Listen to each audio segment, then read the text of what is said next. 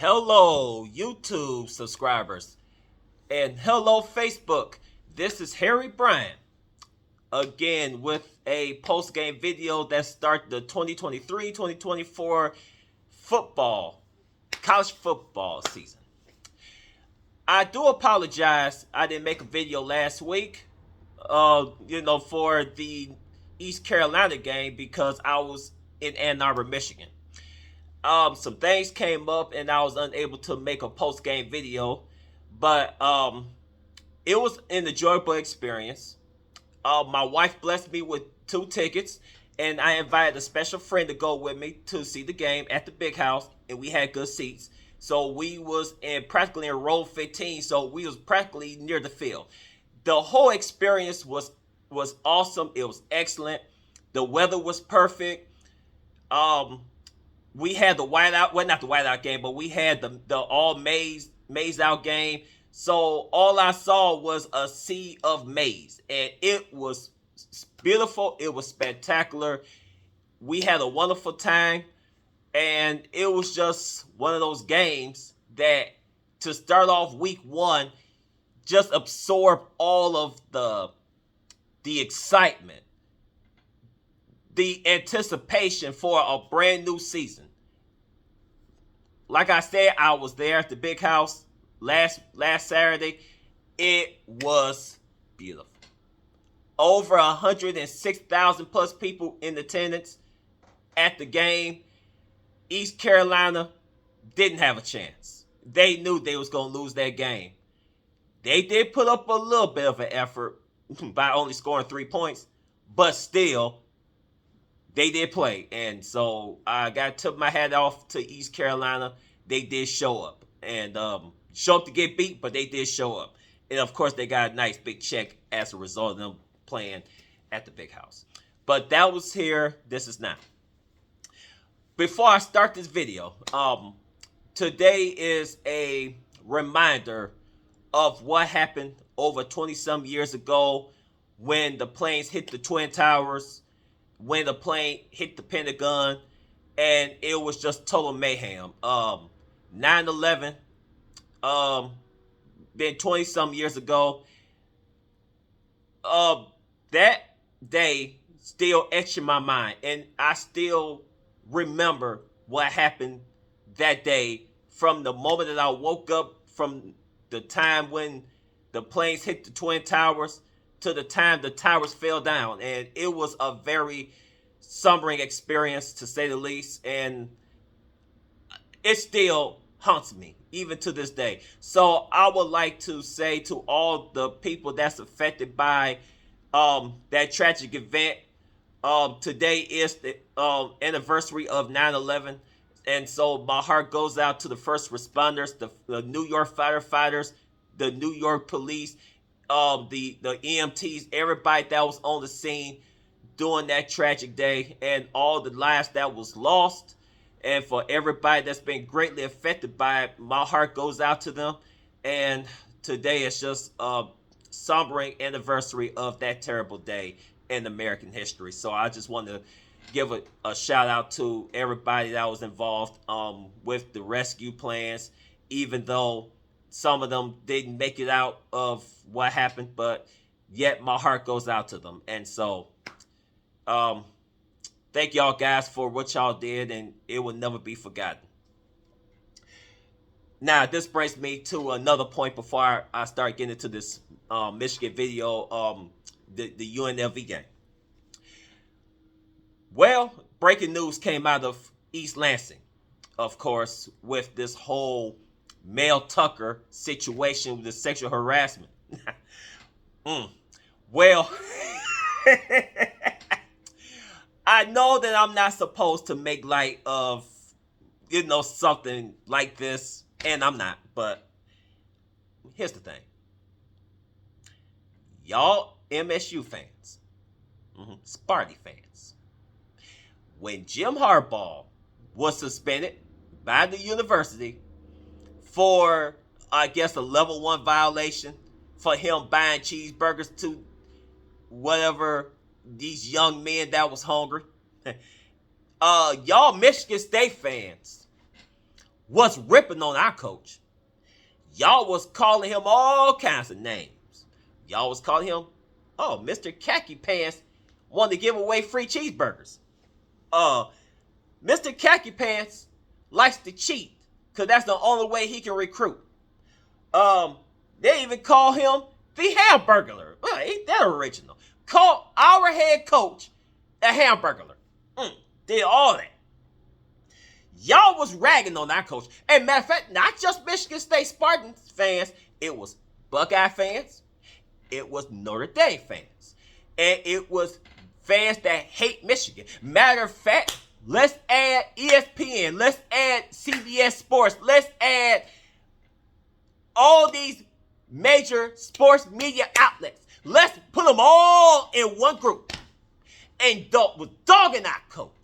All because he did a decent thing as a human being. He saw that these young men was hungry.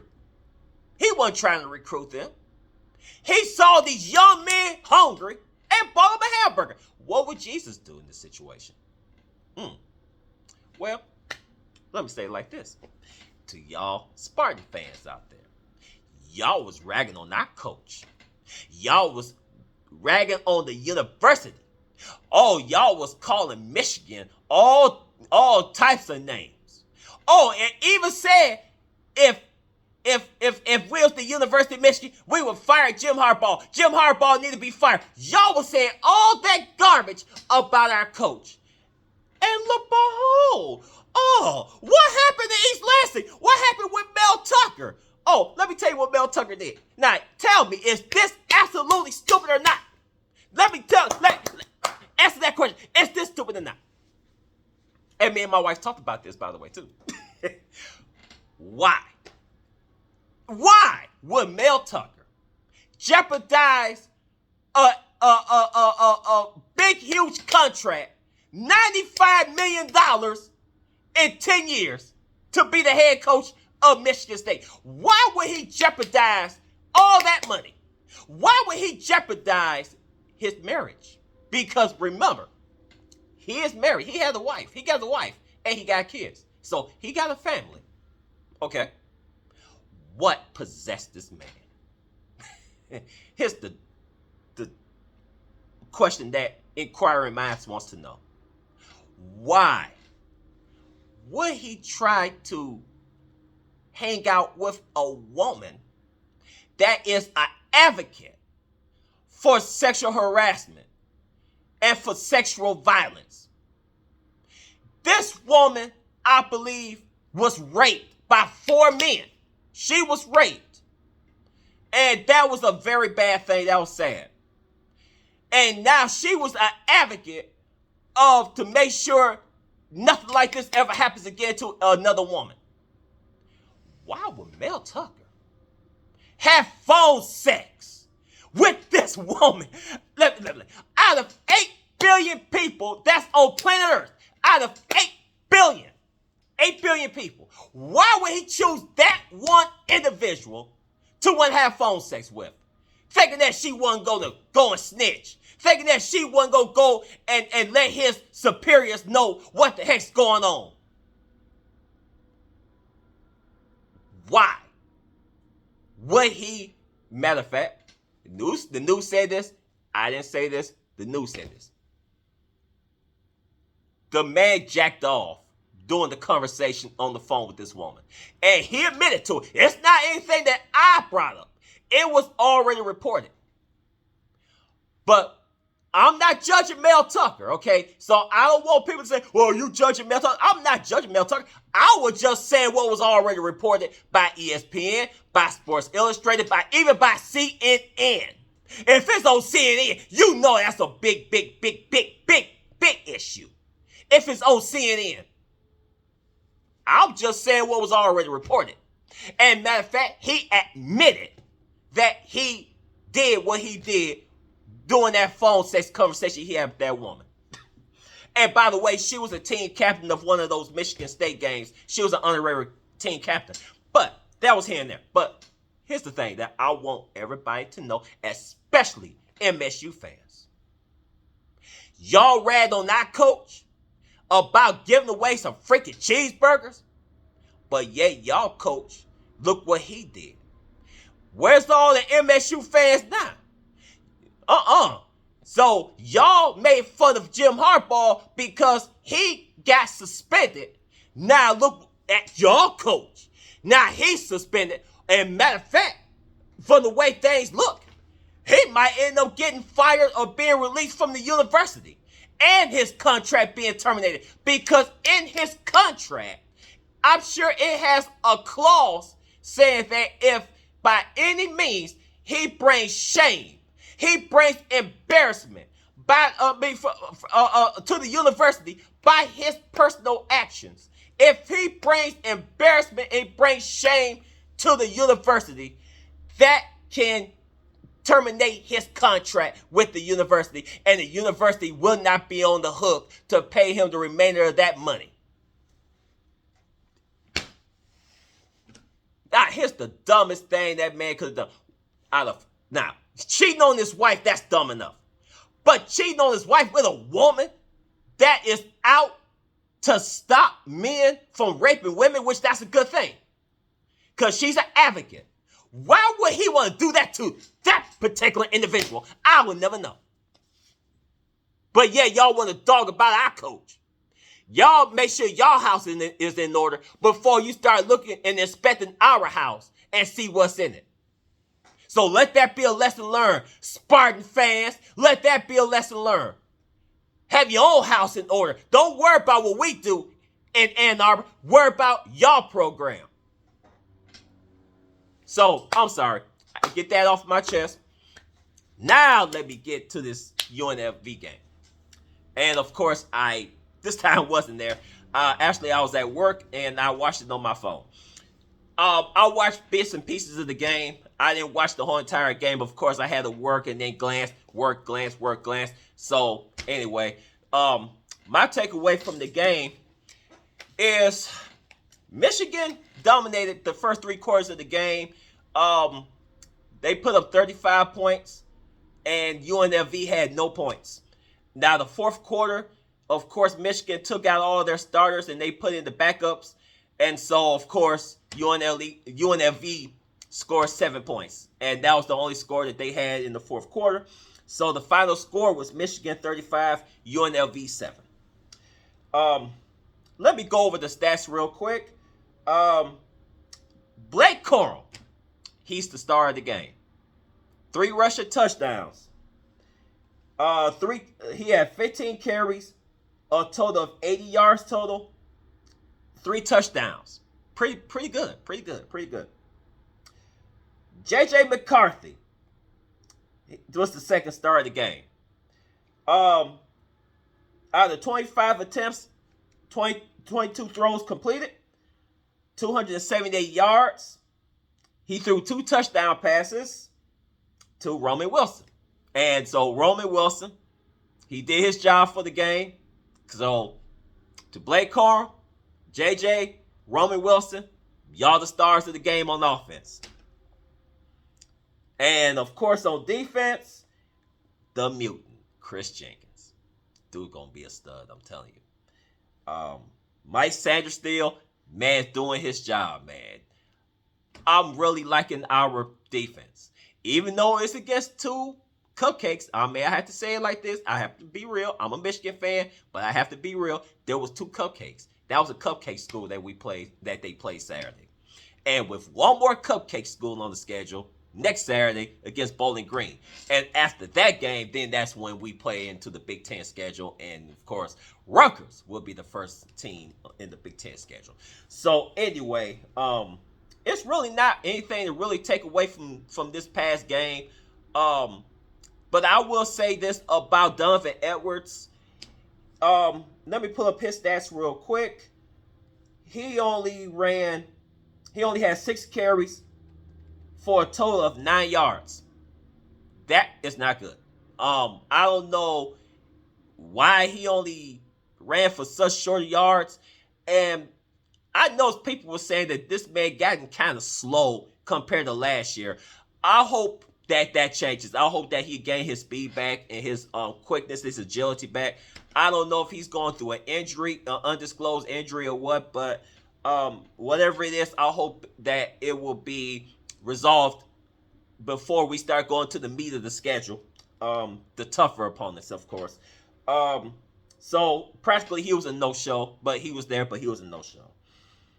So that's the only thing I could take away from this game. It really doesn't. I really can't get anything out of this game. You know, because like I said, I didn't watch the game through and through because while I'm at work, I had to double multitask and then glance at the screen, so I really couldn't give you a play-by-play as far as what happened in this situation or that situation. I couldn't tell you that, but other than that, it was a win. Not anything to really celebrate about because, like I said, it's expected for Michigan to win. And I think Michigan had a 36 or 38 point spread, and Michigan did not cover the spread because of UNLV scored at 7. But other than that, it is what it is. Michigan could have scored more points, but they decided to have their backup to give more live reps, which that's important because we gonna need all the help we can get, especially when we go up against teams like Maryland, Penn State, Ohio, and those teams.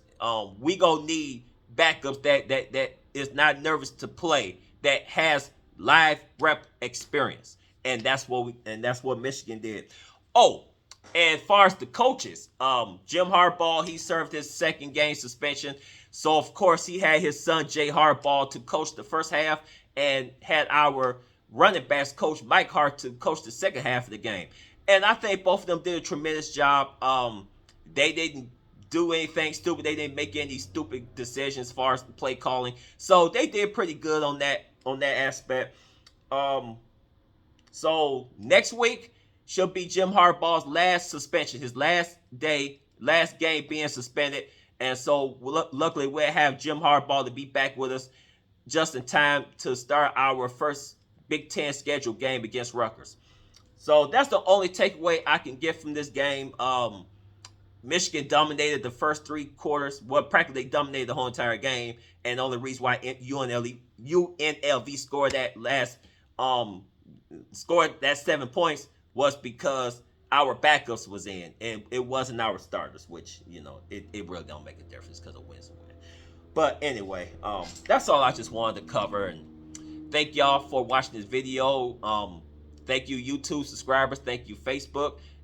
If you like this video, please share it. Hit the notification bell, so whenever new videos, new material come out, y'all be the first ones to get it live.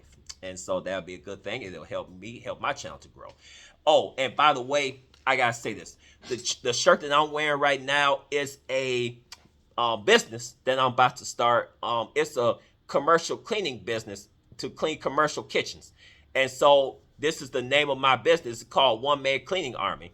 I'm about to get my business up and going, start cleaning commercial kitchens, and see what happens. Hopefully, my business will grow, and I can hire a team, and we can go out and we can help make difference in the world. Help to make a difference.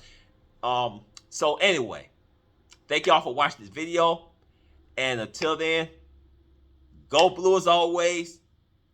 Go blue for life. Hail to the victors. Peace out.